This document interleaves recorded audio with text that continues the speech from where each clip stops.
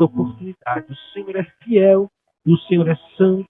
Pai querido, fala conosco através dessa palavra. Fala conosco, Senhor, através dessa mensagem. Toca em cada coração. É que eu te peço em nome do Pai, do Filho e do Espírito Santo. Amém.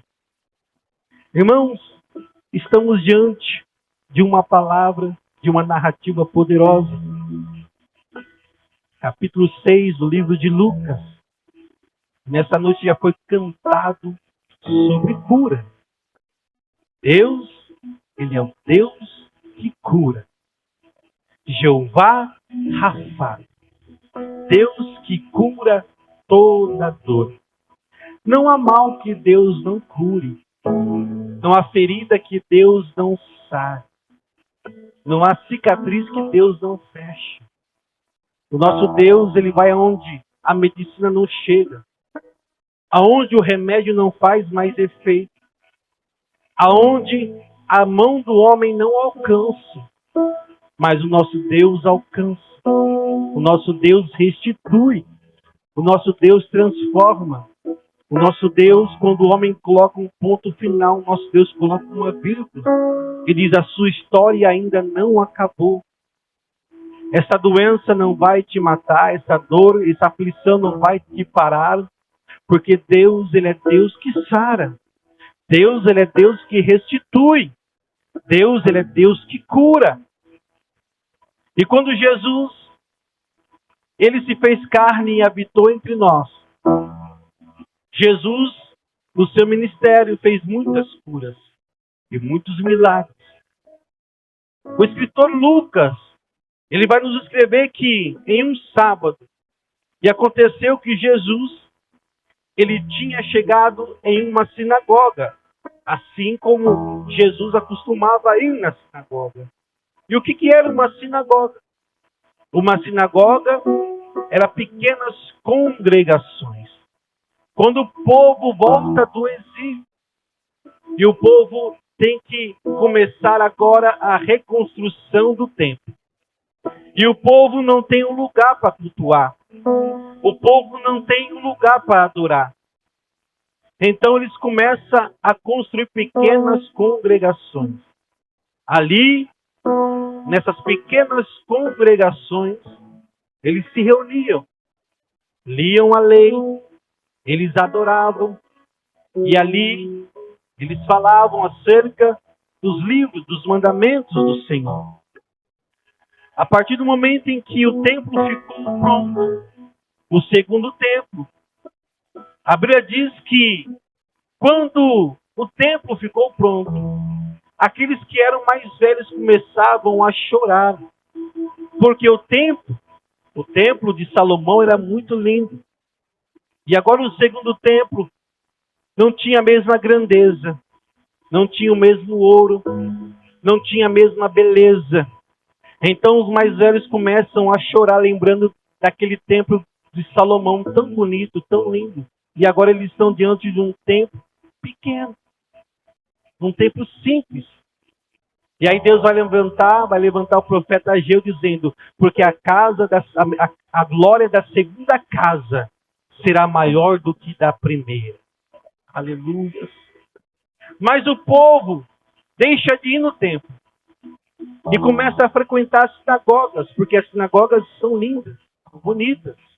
Na sinagoga ali só tinha culto se tivesse 10 pessoas. Só tinha reunião se tivesse 10 pessoas. Se 9 pessoas estivessem na sinagoga, eles tinham que voltar para casa. Não tinha culto, não tinha reunião, não tinha louvor, não tinha adoração. Mas Jesus, Ele chega e fala, não precisa de 10, não precisa ter 9, não precisa ter 8, não precisa ter 7 nem 5. Aonde houver 2 ou 3 reunidos em meu nome, eu estou presente, aleluias. E Deus está aqui nesta noite. Nós estamos em mais de 2, em mais de 3, em mais de 10. Deus se faz presente. Jesus está aqui e o Espírito Santo está movendo as águas neste lugar. Se você chegou aqui nesta noite com uma enfermidade, com um mal, com uma dor, entregue no altar nesta noite. E Jesus, como de costume, ele vai na sinagoga. Só que aquele dia, o culto está diferente. Naquele dia, algo vai acontecer. Pergunta, por quê, pastor? Porque Jesus estava lá. E aonde Jesus está, há milagre. Aonde Jesus está, o demônio tem que sair. Aonde Jesus está, aleluias, a libertação. Aonde Jesus está, a alegria. E naquele dia Jesus está ensinando na sinagoga. Mas, irmãos, na sinagoga não podia entrar mais do que 5 pessoas deficientes. Eles tinham que ter alguns critérios para que assistisse o culto. Porque aqueles que eram deficientes, aqueles que tinham alguma deformidade, não podia entrar no templo para adorar. Mas na sinagoga podia. Mas na sinagoga tinha algumas leis, tinha algumas ordens. E a Bíblia diz que um homem estava na sinagoga com a mão mirrada. Para que aquele homem estivesse lá naquele templo, naquele culto, ele teria que procurar o sacerdote, o principal da sinagoga, e perguntar se tinha lugar para ele naquele culto. Se tinha lugar para ele naquele sábado. E porventura, este homem, quando foi procurar o principal da sinagoga, tinha mais um lugar sobrando. Mas o principal da sinagoga tinha que advertir aquele homem. E falando, olha, você tem um problema. Você tem um defeito. E aqueles que têm defeito, e aqueles que têm deformidades, existem leis lá na sinagoga. A primeira coisa, você precisa aguardar todos entrarem. Você vai ser o último a entrar. A segunda coisa, você vai sentar no último lugar. Na última fileira. Terceira coisa, você vai ficar calado. Você não pode levantar. Você não pode ficar de pé. Ninguém pode saber que você está lá. E você vai esconder a sua mão, o seu defeito. Quarta coisa, você não pode levantar a mão e você não pode ir para o meio da sinagoga. Porque o meio da sinagoga, na frente da sinagoga, você não pode ir porque você é defeituoso. Então, este homem que estava na sinagoga, ele tinha que cumprir esses requisitos. Tinha que sentar no fundo, tinha que ser o último a entrar. Não podia levantar, não podia erguer a mão, não podia falar. Mas a Bíblia diz que naquele dia, Jesus estava na sinagoga. E aquele homem, quando aguarda todos entrarem, e aquele homem, quando senta no último lugar, escondendo o seu defeito, escondendo a tua mão, e a tua mão direita era mirrada. Uma mão mirrada, uma mão defeituosa, uma mão inútil. Uma mão que não servia para nada. Aquela mão ele não poderia fazer nada, porque os seus nervos estavam atrofiados. Porque o seu braço estava paralisado. Mas aquele homem decidiu naquele sábado ir cultuar ao Senhor. Mas a diferença é que Jesus estava lá. E lá no último lugar, Jesus viu aquele homem. Glória a Deus. Talvez você chegou aqui nesta noite e algo na tua vida está paralisado. Talvez você chegou aqui nesta noite e algo na tua vida está atrofiado. E você está tentando esconder. E você está tentando, muitas das vezes, colocar um pano por cima. E está pensando, meu Deus, por que não vai para frente? Meu Deus, por que não dá certo? Meu Deus, por que não tem mudança? Meu Deus, por que eu tenho que passar por isso? Meu Deus, por que não há prosperidade?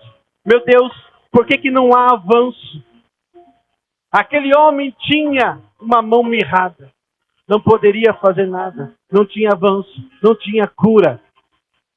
Mas Jesus estava vendo, porque o nosso Deus, Ele tem os olhos como chamas de fogo e estão por toda parte. Não tem como esconder, não tem como encobrir, não tem como se desviar dos olhos do Senhor. E nessa noite Ele está aqui, Ele está vendo, está contemplando. Se você chegou aqui com alguma área da sua vida atrofiada, hoje vai ser dia de vitória, hoje vai ser dia de milagre. Deixa eu ser profeta de Deus na tua vida, em nome do Senhor Jesus. Deus tem uma palavra profética para a sua vida nessa noite. Quantos crê, quantos crê, quantos crê nessa noite? Então adore, levanta as tuas mãos e grite, e clame, exalte, fala: Jesus, eu estou aqui, aleluia. Diferente do cego Bartimeu, aquele homem não grita. Diferente daquela mulher com o fluxo de sangue, aquele homem não toca em Jesus. Diferente de Zaqueu, aquele homem não precisa subir em nenhuma figueira. Porque ele não podia falar. Ele não podia ficar de pé. Ele não podia levantar as mãos. E ele não podia ir para a frente. E os fariseus estavam de olho, atentamente, esperando Jesus tropeçar, porque era sábado. E sábado é o dia do Senhor. E sábado não pode levantar e levar a cama. E sábado não pode fazer esforços. E aqueles fariseus estavam olhando e falando: é hoje que nós vamos pegar ele. É hoje que nós vamos colocar esse mestre na parede. Mas Jesus, sabendo os pensamentos dos escribas e dos fariseus, ele não se importa. Porque Jesus, onde ele entra, onde ele chega, o que ele tem que fazer, ele vai fazer. E ninguém vai impedir o que ele tem para realizar. Não é teólogo que vai impedir. Não é intelectual que vai impedir, não é filósofo que vai impedir, não é cientista que vai impedir, não é político que vai impedir, aleluias. Ninguém pode impedir o agir de Deus na vida daqueles que estão aguardando a promessa. Se você está aguardando o milagre, ninguém vai impedir, ninguém pode impedir aquilo que Deus tem para realizar. Estou sentindo Deus aqui nesta noite, estou sentindo Deus aqui nesta noite, aleluia. Pela mão de cor, de ples, pela mão de res. Oh, aleluia, glória a Deus, aleluia. E no meio daquela pregação, e no meio daquele ensino que Jesus estava dando, Jesus, ele para. E quando ele fita os olhos daquele homem, Jesus, ele olha para aquele homem que a mão estava paralisada, mirrada. E Jesus fala: levanta-te. Qual que era a primeira ordem dentro da sinagoga? Não pode ficar de pé. Não pode levantar. Você tem que ficar sentado. Mas a primeira ordem que Jesus ele fala para aquele homem é: ei, você aí, levanta-te, fique em pé. Oh, aleluia. Oh, glória a Deus. O inimigo não quer te ver de pé. O inimigo não quer você trabalhando, agindo para Deus. O inimigo não quer ver você servindo a Deus. Então ele vai tentar colocar tudo aquilo que pode atrapalhar você de chegar até servir ao Senhor. Porque ele não quer te ver de pé. Ele vai mostrar o seu defeito. Ele vai mostrar a sua dor, a tua aflição. E ele vai falar: você tem que ficar sentado. Você tem que ficar parado.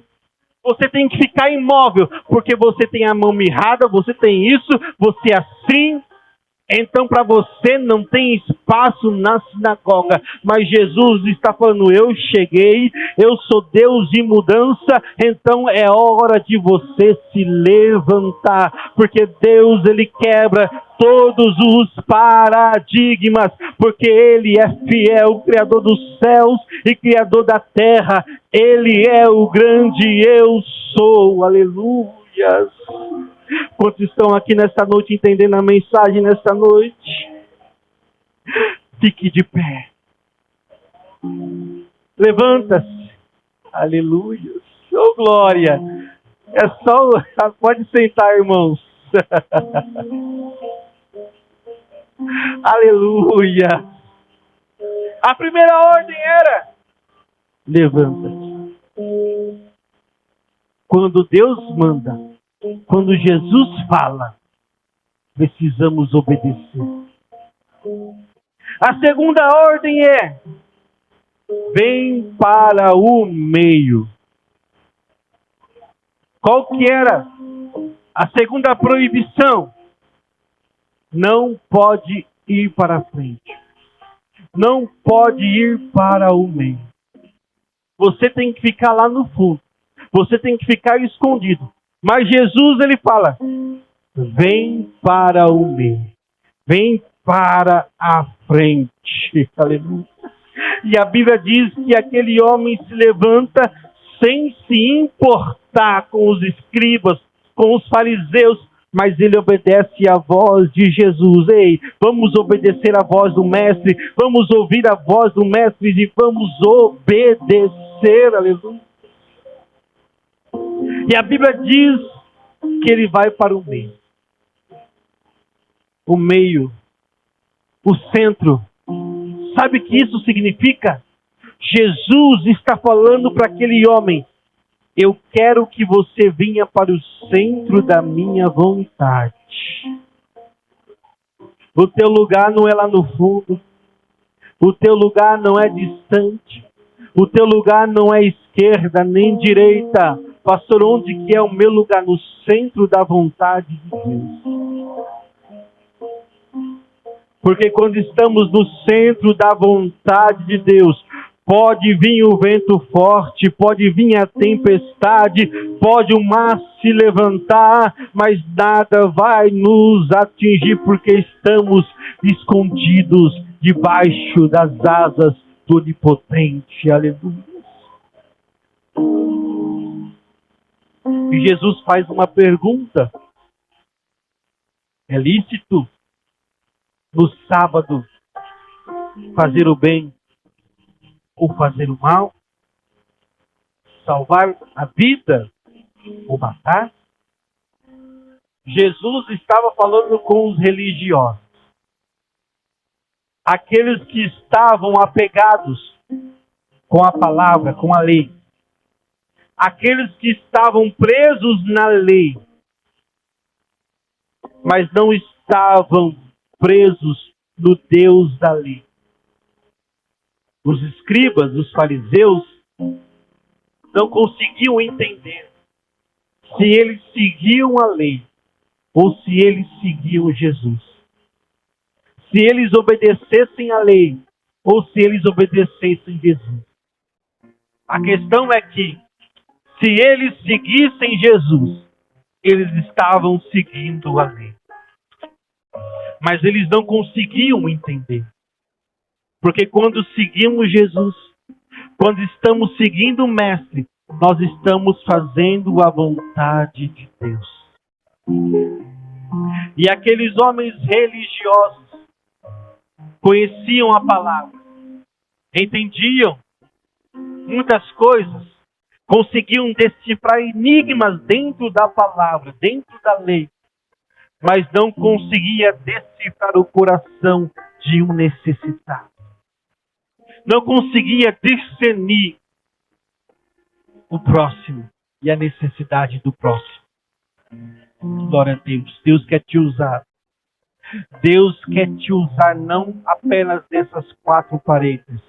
Deus quer te usar lá na rua. Deus quer te usar lá na sua casa. Deus quer te usar lá no teu trabalho. Deus quer te usar lá na escola. Porque você é sal. Porque você é luz. Você é o tempero. Você é a diferença. Deus te chamou para fazer a diferença. Mas para isso é preciso ouvir o chamado de Deus. E a Bíblia diz que todos aqueles estavam olhando aquele homem. E Jesus, ele dá a terceira ordem. Estende a mão. Terceira proibição. Você não pode levantar a mão. Você não pode mostrar o seu defeito para ninguém. Você não pode mostrar a sua deformidade para ninguém. Porque se muitos olharem o seu defeito, se muitos olharem a sua deformidade, vão se escandalizar. Mas Jesus, ele olha para aquele homem e dá a terceira ordem e fala: levanta a sua mão. Estende a sua mão. E a Bíblia diz que quando aquele homem toma uma posição e começa a estender aquela mão mirrada, aquela mão defeituosa, a Bíblia diz que a sua mão foi restituída. La mão decanta la mão de questeplo. Sabe o que Deus ele tem a nos dizer com esta palavra? Quando você quer esconder, quer encobrir, quando você, aleluia, quer colocar debaixo do pano, não tem cura, não tem milagre, não tem restituição. Mas quando você se humilha na presença do Mestre, quando você entra no teu quarto,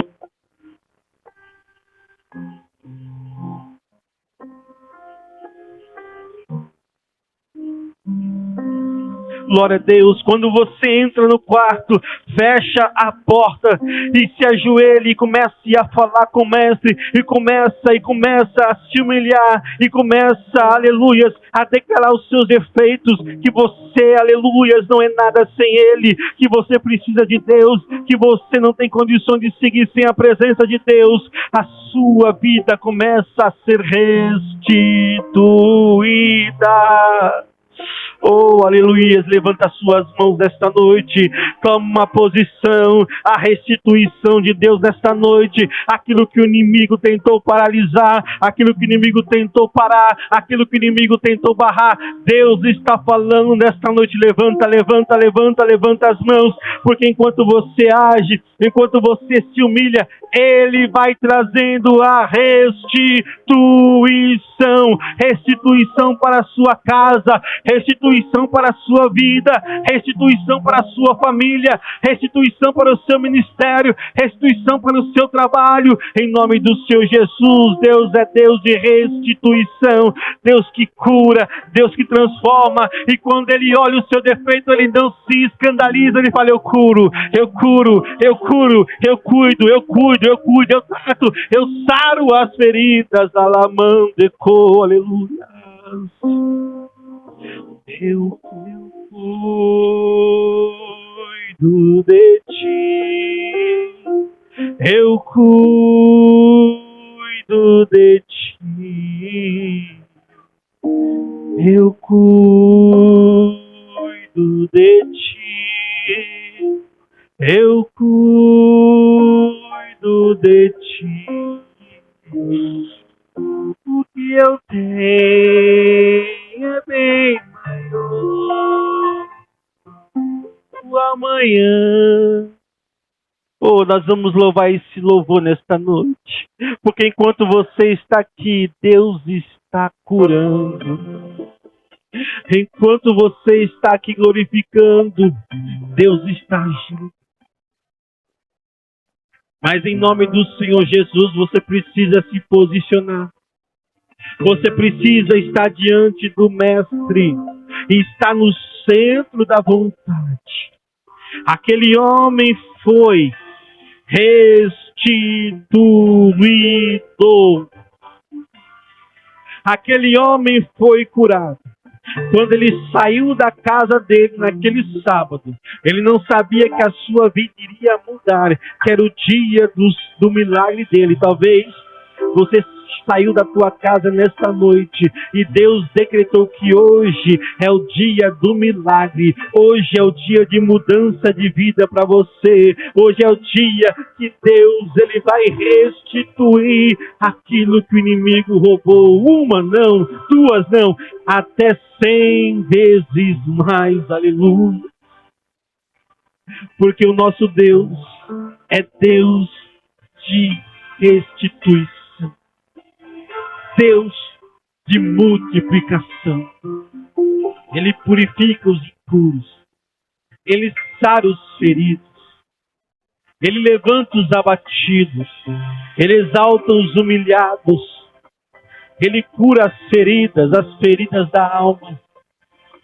Nesta noite, você vai apresentar ao Senhor aquilo que está te doendo, aquilo que está te afligindo, aquilo que está, aleluias, tirando o teu sono, tirando a tua paz. Mas eu falo, venha para o meio, faça a vontade de Deus. Vamos louvar o Senhor, aleluias. Põe aí, pastora, ajuda nós aí, aleluia. Enquanto nós louvamos, você vai adorar. Enquanto nós louvamos, você vai exaltar. Nós temos um Deus que cura. Nós temos um Deus que sara. Nós temos um Deus que transforma. E faz nova todas as coisas.